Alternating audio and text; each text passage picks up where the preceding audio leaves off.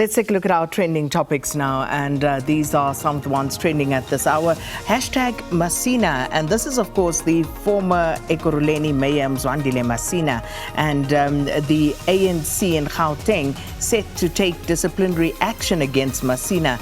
He's being blamed for the collapse of coalition agreement between the ANC and the EFF in Ekurhuleni.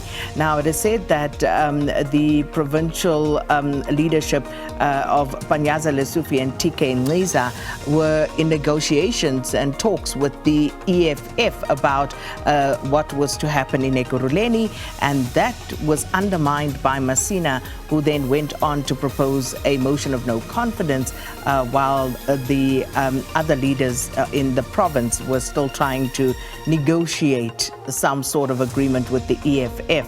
And we know what subsequently happened. The EFF walked away from what was happening in terms of a possible agreement there, and it led to the re-election of Tanya Campbell of the DA as the mayor of Ekurhuleni. So now they're saying that they will take Masina to task over what transpired there.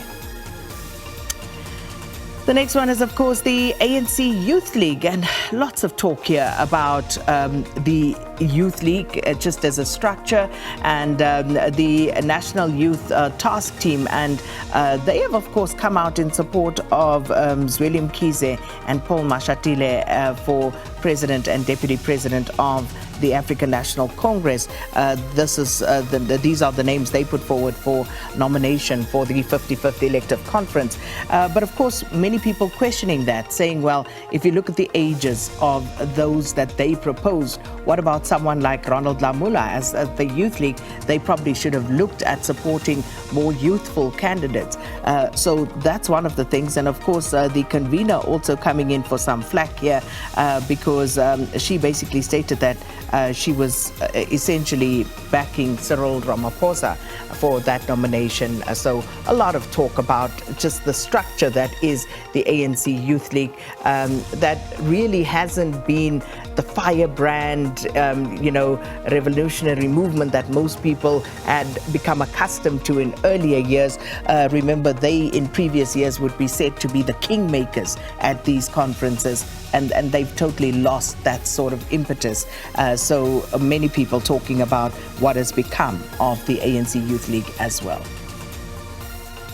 The next one is SABC. So I'm not sure if you heard Police Minister Bheki Cele, in a written response to a question in Parliament, basically came out and indicated that South Africa doesn't have the necessary police resources to do its job in terms of properly policing the country.